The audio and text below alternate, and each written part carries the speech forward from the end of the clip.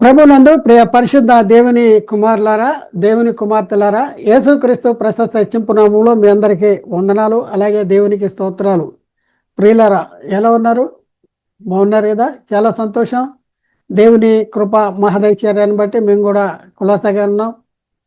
ప్రియులారా, మరి ఈ ఒక ప్రత్యేక అంశం ద్వారా మరొకసారి మీ చేరులోనికి రావడానికి దేవుడు మాకు అనుగ్రహించిన గొప్ప ఆధిక్యతను కృపను బట్టి దేవునికి మరొకసారి కృతజ్ఞతాస్తులు చెల్లిస్తున్నా. దేవునికి స్తోత్రాలు. ప్రియులారా, ఈరోజు మనం నేర్చుకునే అంశము మనిషి జన్మతః పాపి కాదు అనే అంశంలో ఎపిసోడ్ నెంబర్ 10 10వ భాగాన్ని మనం నేర్చుకోవడానికి ప్రయత్నం చేస్తున్నాం. ఈ ఎపిసోడ్లో తండ్రి యొక్క దోష శిక్షను కుమారుడు మోయడు, కుమారుని యొక్క దోష శిక్షను తండ్రి మోయడు అనే అంశాన్ని మనం నేర్చుకోవడానికి ప్రయత్నం చేద్దాం. తండ్రి యొక్క దోష శిక్షను కుమారుడు మోయడు, కుమారుని యొక్క దోష శిక్షను మరి తండ్రి మోయడు అనే అంశాన్ని మనం నేర్చుకోవడానికి ప్రయత్నం చేద్దాం. ప్రియులరా, మరి ఈ అంశాన్ని మనం ఎందుకు నేర్చుకోవలసి వస్తుంది అనే మనం పరిశీలన చేస్తే, మరి తండ్రులు పాపం చేశారు కనుక వారు చేసినటువంటి పాపము, తండ్రులు చేసిన పాపం పిల్లల మీదకి వస్తుంది. పిల్లల పాపం, ఆదాము పాపం చేశాడు కనుక పాపము చేయని మనకు కూడా ఆ పాపం ఆరోపించబడుతుంది. కనుక మనం పుట్టుకతోనే పాపను అని చెప్పేటటువంటి పరిస్థితి ఉంది. ప్రియులారా, ఆ దృక్పథంతో మరి లేఖనాల్లో ఉన్నటువంటి కొన్ని వచనాలు చూపించుకుంటూ, మరి తండ్రులు పాపం చేశారు కనుక ఆ దోష శిక్ష కుమారుల మీదకి ఆపాదించబడుతుంది అనే చెప్పేటటువంటి పరిస్థితి ఉంది. కాబట్టి ప్రియులరా, మరి ఏ వచనాలు ఏ సందర్భాలను బట్టి రాయబడి ఉన్నాయి అనేది కూడా మనం ఆలోచించాలి, గ్రహించాలి, అర్థం చేసుకోవడానికి ప్రయత్నం చేయాలి. ప్రియులరా, మరి మనం చూద్దాం. ద్వితీయోపదేశకాండంలో 14వ అధ్యాయంలో 16వ వచనంలో అక్కడ రాయబడిన మాట ఏంటంటే, కుమారుల దోషమును బట్టి తండ్రులకు మరణశిక్ష విధించకూడదు, తండ్రుల దోషమును బట్టి కుమారులకు మరణశిక్ష విధించకూడదు, ఎవని పాపము నిమిత్తము వాడే మరణశిక్ష నొందవలెను అనేసి ఎంత స్పష్టంగా రాయబడింది. ఇది ఏ సందర్భంలోనికి సంబంధించిన మాట అంటే, ఇస్రాయిల్లో జరుగుతున్నటువంటి వ్యాజ్యాలకు సంబంధించినటువంటి తీర్పులలో ఏం చెప్తున్నారంటే, ఎవని పాపము నిమిత్తము వాడే మరణం పొందాలి.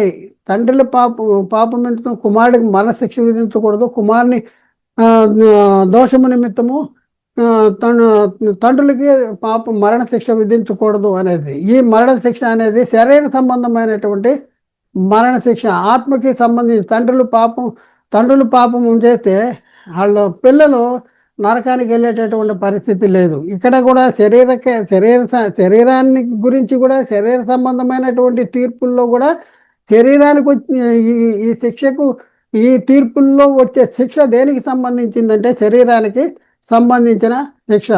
ప్రియులారా, మనము ఈ వచనాన్ని మనం చూపిస్తే వాక్యం చెప్తా ఉంటే దానికి వ్యతిరేకంగా ఉన్నటువంటి వచనాన్ని మనకు చూపించి, తండ్రులు పాపం చేసి గతించిపోయారు, వారి దోష శిక్షను మేము అనుభవిస్తున్నామని లేఖనాల్లో రాయబడినటువంటి కొన్ని సంగతులను చూపించి, ఇదిగో తండ్రులు పాపం చేశారు కనుక ఆ పాపానికి శిక్ష కుమారులకి అనుభవిస్తున్నారు, కుమారులు పాపం అనేది కుమారుల మీదకి వస్తుంది అనేసి భావించేటటువంటి పరిస్థితి ఉంది.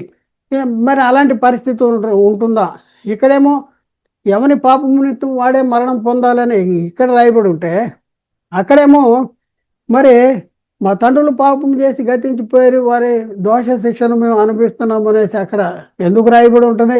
ఒకసారి ఆలోచన. అది ఏ సందర్భానికి సంబంధించింది, ఇది ఏ సందర్భానికి సంబంధించింది, ఇది మనం పరిశీలన చేయవలసినటువంటి అవసరం ఉంది. ప్రియులారా, విలాప వాక్యాల్లో 5వ అధ్యాయము 1 నుంచి మనం కొన్ని వచనాలు కిందకి చదివితే, ఆ వచనాల్లో ఏముంటుందంటే, మా తండ్రులు పాపం చేసి గతించిపోయి మేము వారి దోష శిక్షను అనుభవిస్తున్నాము అనేసి రాయబడింది. అయితే ఈ దోష శిక్ష అనేది ఆత్మకి, తండ్రులు చేసిన పాపానికి వచ్చిన, పిల్లలకు వచ్చిన దోష శిక్ష శరీరానికి వచ్చిన శ్రమ, ఆ శిక్ష అనేది శరీరానికి శ్రమ లేకపోతే ఆత్మకి శ్రమ, ఇది మనం ఆలోచించాలి. మరి ప్రియులారా, ఆత్మకు మాత్రం కాదు. విలాప వాక్యాలు 5వ అధ్యాయంలో 1-6 వచనాలు చదివితే, యెహోవా మాకు కలిగిన శ్రమను జ్ఞాపకం చేసుకుని దృష్టించి మా మీదకి వచ్చినటువంటి నింద ఎట్టుదో చూడుము. మా స్వాస్థ్యము పరదేశుల వశమాయను, మా ఇండ్లు అన్యుల స్వాధీనమాయను. మేము దిక్కులేని వారము, తండ్రి లేని వారము, మా తల్లులు విధవరాళ్ళయ్యేరి. యెహోవా మాకు కలిగిన శ్రమ, మా తండ్రులు విధవరాళ్ళయ్యేరి. 4వ వచనం, ద్రవ్యమిచ్చి నీళ్లు తాగితిమి, క్రయమునకు కట్టెలు తెచ్చితిమి. మమ్మును తరుమువారు మా మెడ మీదకి ఎక్కి ఉన్నారు. మేము అలసట చెంది ఉన్నాము, విశ్రాంతి అన్నది మాకు లేదు. పొట్టకూటికై ఐగుప్తీయులను అశూరీయులకు లోబడి ఉన్నాము. చూడండి, ఎవరికి లోబడ్డారంట? పొట్టకూటి కోసం అశూరీయులకు ఐగుప్తీయులకు లోబడిపోయినటువంటి పరిస్థితి. చూడండి, వాళ్ళ అశూరులు ఐగుప్తీయులు వీళ్ళని బానిసలుగా చేసుకున్నటువంటి పరిస్థితి మనం చూస్తూ ఉన్నాం. 7వ వచనం, మా తండ్రులు పాపము చేసి గతించిపోయి మేము వారి దోష శిక్షను అనుభవిస్తున్నాము అనేసి అక్కడ రాయబడింది. అంటే తండ్రులు పాపము కుమారుల మీదకి రప్పిస్తున్నాను అంటే ఎలా రప్పిస్తున్నాడు? శరీరానికి తండ్రులు చేసిన దోషానికి, పాపానికి పిల్లలకి వచ్చే దోష శిక్ష అనేది ఆత్మకి వస్తుందా, లేకపోతే శరీరానికి వస్తుందా? ఎలా రప్పిస్తున్నాడు? తండ్రులు చేసిన పాపం యొక్క దోష శిక్షను కుమారులు అనుభవిస్తున్నారు, దోషానికి శిక్ష అనుభవిస్తున్నారు. కానీ కుమారులు దోషులు కారు. వారి దోష శిక్షను కుమారులు అనుభవిస్తున్నారు, కానీ కుమారులు దోషులు కాదు, కుమారులు పాపులు కాదు. తండ్రులు పాపం చేశారు, గతించిపోయారు, వారి దోష శిక్షను అనుభవిస్తున్నారు. అనుభవించే శిక్ష కూడా శరీరానికి సంబంధించిన శిక్ష, కానీ ఆత్మకి సంబంధించిన శిక్ష కాదు. వాళ్ళు దోషము చేశారు, కుమారులు దోషులు కాదు. వాళ్ళు పాపం చేశారు, కుమారులు పాపులుగా కాదు. ఇది గ్రహించాలి. ప్రశ్న, కుమారుల మీదకి రప్పించేది ఏమిటి అంటే, తండ్రులు చేసిన పాపము కాదు, వారు దోష శిక్ష అనుభవిస్తున్నారు అంతే. మా తండ్రులు పాపం చేసి గతించిపోయి వారి దోష శిక్షను మేము అనుభవిస్తున్నాము అంటారు. అంటే ప్రియులారా, ఒకసారి ఆలోచించండి. ఇశ్రాయేలీలు దేవుని చిత్తాన్ని వ్యతిరేకంగా జీవించినప్పుడు, దేవుడు వారిని శత్రువుల దేశాలకి అప్పగించినప్పుడు వారి చెరలోనికి కొనిపోవటం అనేది జరిగింది. వీరు శ్రమల పాలు చేయటం అనేది జరుగుతూ ఉండేది. చెరలోనికి కొనిపోయి శ్రమల పాలు చేసేటటువంటి పరిస్థితి ఉంది. అలా వారు శత్రువులచే శ్రమ పడుతున్నటువంటి ఆ కాలంలో ఇశ్రాయేలీలు దేవునికి మొర్రపెట్టినటువంటి సందర్భం ఇది. ఈ సందర్భం వేరు. ఈ సందర్భము, ఇశ్రాయేలీలు తండ్రులు పాపం చేస్తే ఆ తండ్రులు పిల్లలు మరి చెరలోనికి వెళ్ళిపోయి ఆ చెరలో అనుభవిస్తున్నటువంటి శరీర సంబంధమైన శ్రమ అనుభవిస్తూ, మా తండ్రులు పాపం చేసి గతించిపోయారు, వారి దోష శిక్షను మేము అనుభవిస్తున్నామండి. ఇది సందర్భము వేరు, ఈ సందర్భం వేరు. అయితే తండ్రులు పాపము చేస్తే ఆ పాపము మరి తండ్రులు పాపం చేస్తే దాన్ని బట్టి కుమారులకి మరి మరణశిక్ష విధించకూడదు. ఎవడు పాపం చేస్తే వారికి మరణశిక్ష విధించాలి అనే ఆ సందర్భం ఏంటి అంటే, ఆ సందర్భం ఇశ్రాయేలీల సమాజంలో జరుగుతున్నటువంటి జరుగుతున్నటువంటి వ్యాజ్యాల్లో ఒకరి మీద ఒకరు వ్యాజ్యము చేసేటటువంటి పరిస్థితుల్లో, అక్కడ తీర్పు తీర్చేటటువంటి పరిస్థితుల్లో అక్కడ చెప్తున్నటువంటి సందర్భము, ఆ తీర్పుల్లో ఎవరి పాపం చేస్తే వాళ్ళకే మరణశిక్ష విధించాలి, పాపము చేయువాడే మరణం పొందాలి అనేసి అక్కడ అది తీర్పుకు సంబంధించినటువంటి సందర్భము. ఇదేమో చెరలోనికి కొనుక్కోబడిన పరిస్థితుల్లో మరి అన్యులు, రాజులు లేకపోతే వాళ్ళు చెరలోనికి కొనిపోబడిన పరిస్థితుల్లో వారు అనుభవిస్తున్నటువంటి శరీర సంబంధమైన శ్రమలను గుర్తు చేసుకుంటూ, మా తండ్రులు పాపం చేసి గతించిపోయి వారి దోషం అంటే రెండు సందర్భాలు వేరు. కాబట్టి అక్కడ తండ్రులు పాపం చేసి గతించిపోతే అనుభవించే శిక్ష దేనికి సంబంధించింది, ఏ సందర్భానికి సంబంధించింది? మరి ఇక్కడ మనం పరిశీలన చేస్తే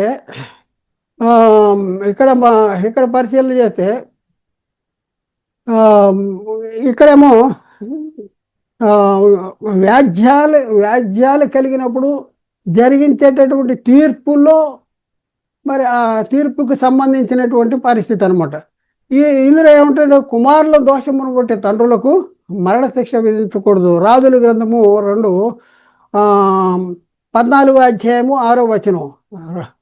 రాజుల గ్రంథంలో 2వ రాజులు 14వ అధ్యాయము 6వ వచనము. అయితే కుమారుల దోషము బట్టి తండ్రులకు మరణశిక్ష విధించకూడదు. ఇది ఎక్కడ తీర్పులు జరిగించే పరిస్థితుల్లో మరి మా తండ్రులు పాపం చేసి గతించిపోయి వారి దోష శిక్షణ అనుభవిస్తున్నాం అనేది ఆ సందర్భం ఎప్పుడంటే శత్రువులకి బానిసలుగా వెళ్ళిపోయి శత్రువులు వెళ్ళి శ్రమ పడుతున్న కాలంలో మా తండ్రులు తప్పు చేయటం వలన మేము శత్రువుల చేతిలో చిక్కాము, వాళ్ళు మమ్మల్ని శ్రమ పెడుతున్నారు అనేసి అక్కడ అది వేరు, అది కూడా శరీర సంబంధమైన శ్రమ. అయితే ఇక్కడ కూడా మనం ప్రియులరా ఈ తీర్పు తీర్చేటటువంటి సందర్భంలో వ్యాజ్యాలను బట్టి జరిగించే తీర్పుల్లో వచ్చేటటువంటి శిక్షలు ఏంటి, ఎవరికి శిక్ష విధించారు, ఎలా శిక్ష విధించారు అంటే అయితే కుమారుల దోషం బట్టి తండ్రులకు మరణశిక్ష విధించకూడదు, తండ్రుల దోషం బట్టి కుమారులకు మరణశిక్ష విధించకూడదు.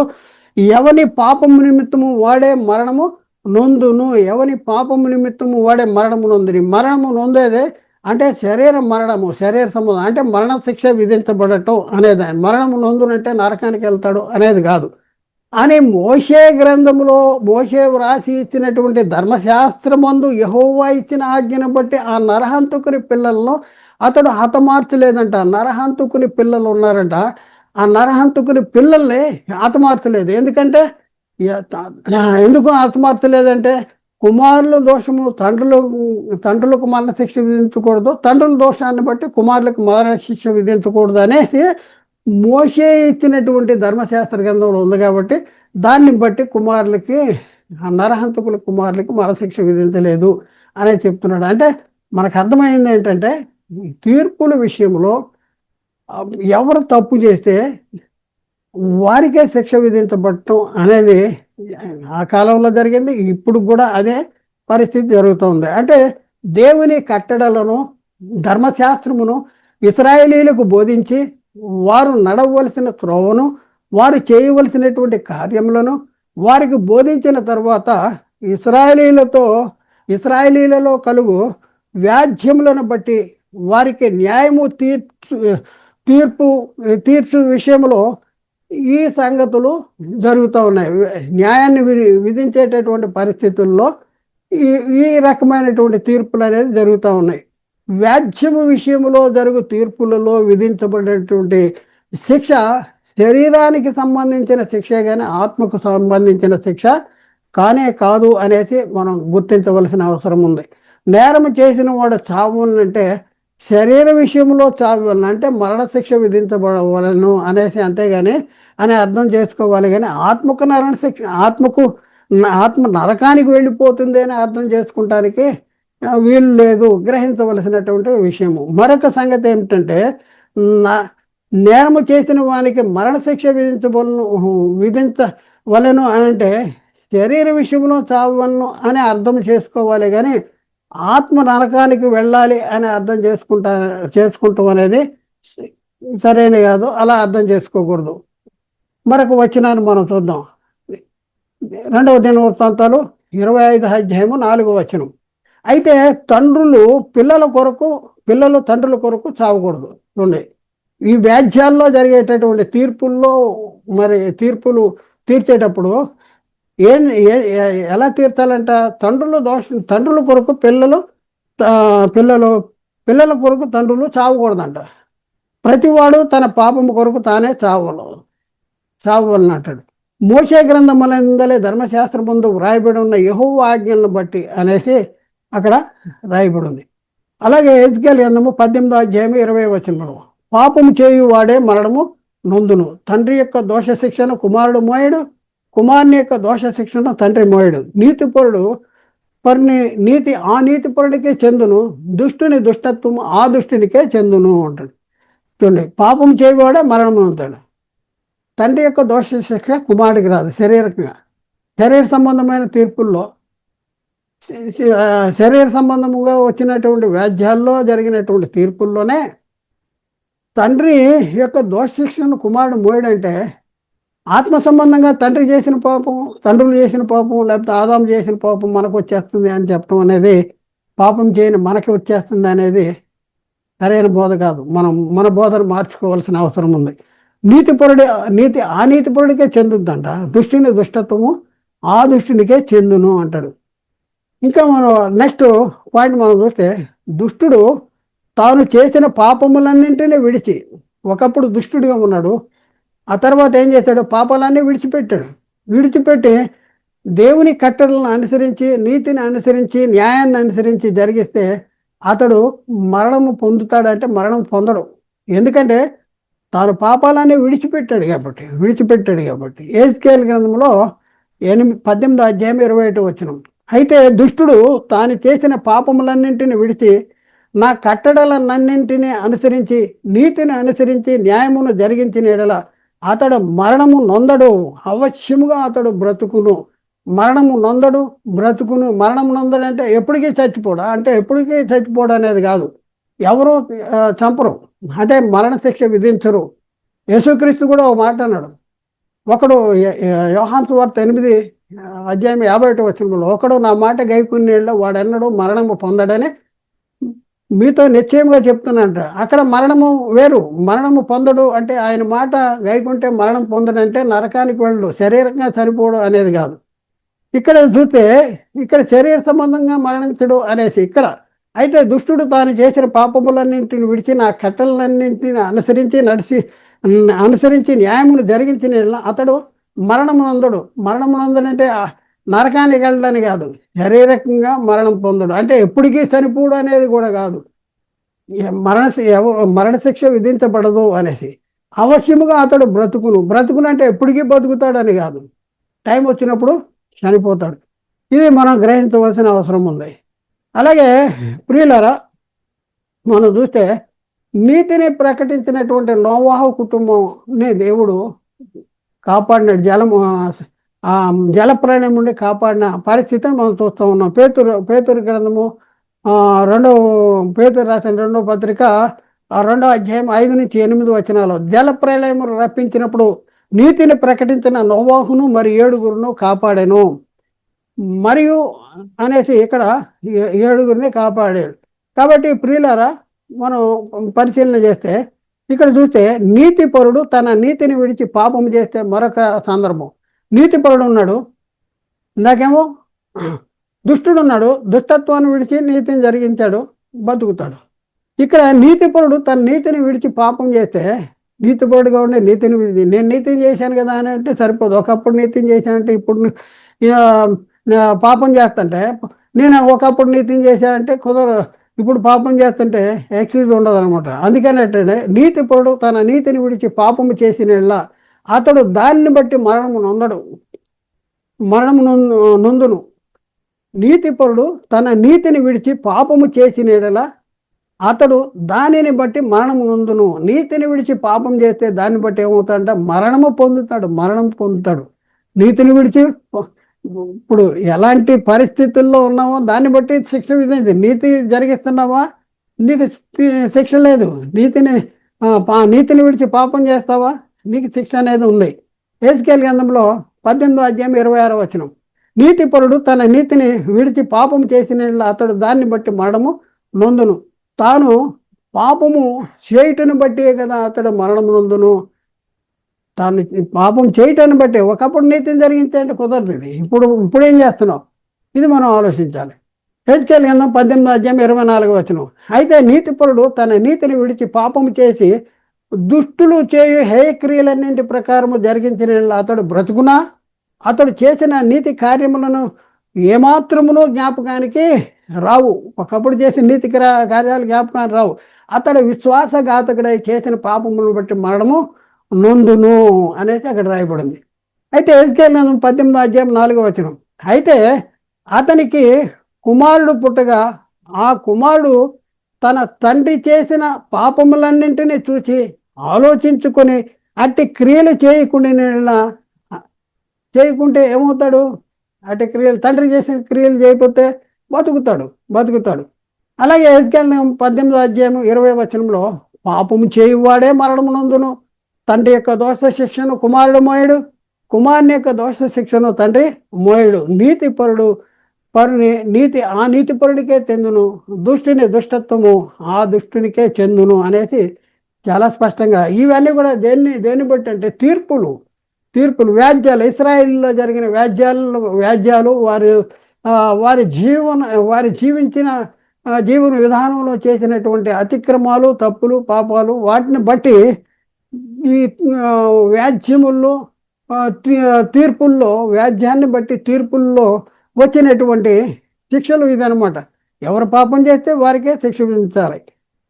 అందుకనే మనుషులందరూ కూడా హెజ్కేలు 18:4 మనుషులందరూ నా వశంలో ఉన్నారు, తండ్రులేమి కుమారులేమి అందరూ నా వశంలో ఉన్నారు, పాపము చేయవాడే మరణమునందునంటే శరీర సంబంధంగా మరణం అంటే మరణశిక్ష విధించబడద్ది అనేసి మనం గుర్తించాలి. హెజ్కేలు 18:18-19 అతని తండ్రి క్రూరుడై పరులను బాధపెట్టి బలాత్కారం చేత తన సహోదరులకు నష్టం పరిచి తన జనులలో తగని క్రియలు చేసిన గనుక అతడు తన దోషమును బట్టి మరణమునందును అంటాడు.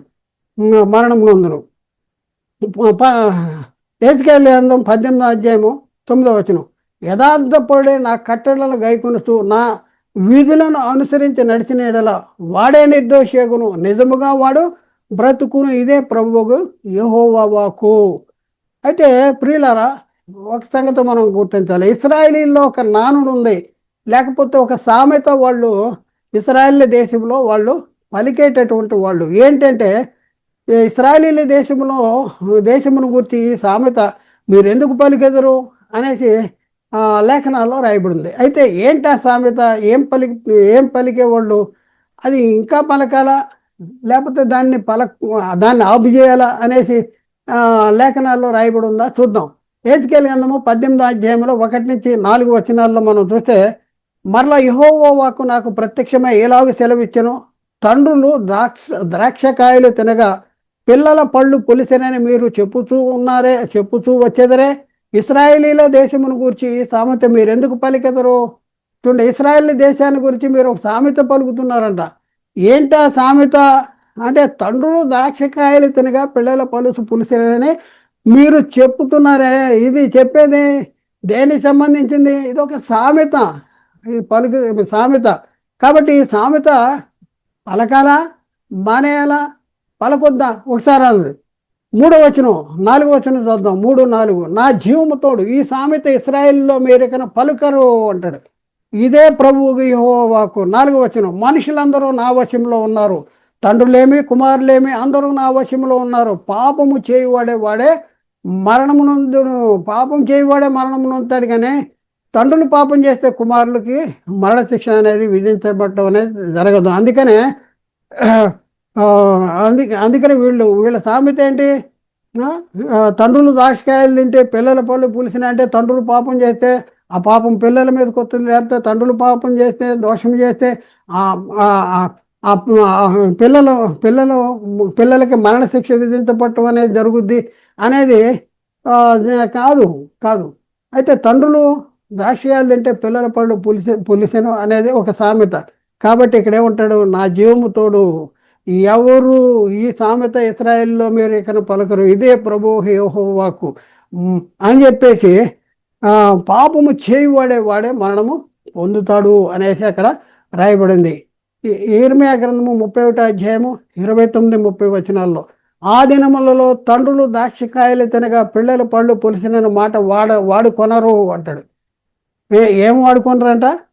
తండ్రులు ద్రాక్షకాయలు తినగా పిల్లల పళ్ళు పులిసినని సామెత వాడుకొనరు. ప్రతి వాడు తన దోషము చేతనే మృతి నొందును, ఎవడు ద్రాక్షకాయలు తిన్ను వాడి పళ్ళే పొలియును అనేసి అక్కడ రాయబడింది.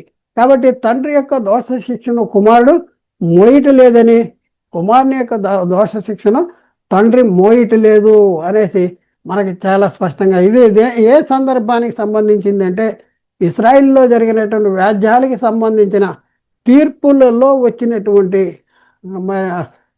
తీర్పులు అనమాట. తీర్పుకు సంబంధించిన శిక్షలు ఇది గ్రహించాలి. కాబట్టి ఆలోచన చేయండి, అర్థం చేసుకుంటానికి ప్రయత్నం చేయండి. కాబట్టి ప్రియులారా, మరి మా తండ్రులు పాపం చేసి గతించిపోయి వారి దోష శిక్షను మేము అనుభవిస్తున్నాం అంటే అది ఏ సందర్భానికి సంబంధించింది? అది శత్రువుల చేతికి చిక్కినప్పుడు తండ్రులు తప్పు చేస్తే దేవుడు వారిని శత్రువులకు అప్పగించినప్పుడు వారు శత్రువుల రాజ్యంలో వాళ్ళు అనుభవిస్తున్నటువంటి శిక్షణ జ్ఞాపకం చేసుకుంటూ శిక్షలో మా తండ్రులు పాపం చేశారు, దాన్ని బట్టి మేము శత్రువులకు అప్పగించబడ్డాం, మేము శిక్షించబడుతున్నాం అనేసి అక్కడ చెప్పిన దానికిను ఇక్కడేమో తీర్పులు, వ్యాజ్యాలను ఇస్రాయేలీల్లో జరిగిన వ్యాజ్యాలను మరి జరిగేటటువంటి తీర్పుకి సంబంధించిన సంగతి. ఎవడు పాపం చేస్తే వాడే మరణం నొందుతాడు.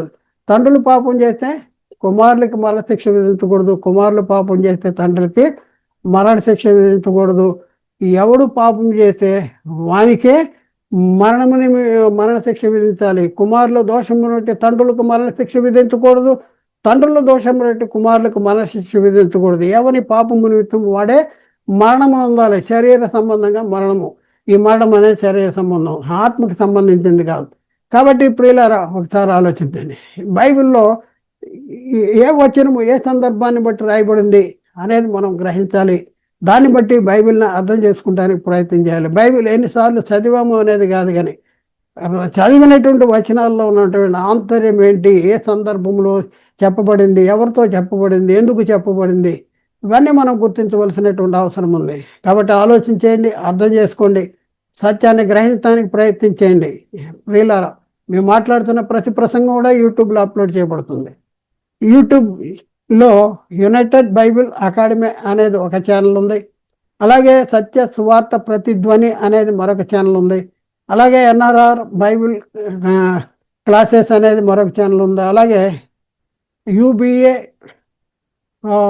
ఆన్లైన్ బైబిల్ అనేది మరొక ఛానల్ ఉంది. ఈ ఛానల్ అన్నింటిలో కూడా మేము అప్లోడ్ చేస్తున్నాం. కాబట్టి ప్రియులరా, మరి మీరు ఈ ప్రసంగాలన్నీ మీరు వినాలంటే ఆ ఛానల్లోకి వెళ్ళి మీరు వినండి. మరి ముఖ్యంగా ఈ పరిచయ నిమిత్తము మీరు కూడా పాలి భాగస్తులు కావాలని కోరుకుంటే మీ అనుదిన ప్రార్థనలో మేము చేసే పరిచయ నిమిత్తము ప్రార్థన చేయండి. అలా ప్రార్థించటం ద్వారా మీరు కూడా మేము చేసే పరిచర్యలో పాలి భాగస్తులు కాగలరు. ఆలోచించండి, అర్థం చేసుకోండి, సత్యాన్ని గ్రహించడానికి ప్రయత్నం చేయండి. దేవుడు మాట్లాడిన ప్రతి మాట ప్రతి ఒక్క హృదయంలో నేరుగట్టు ఫలం చేయనుగాక. ఆమేన్.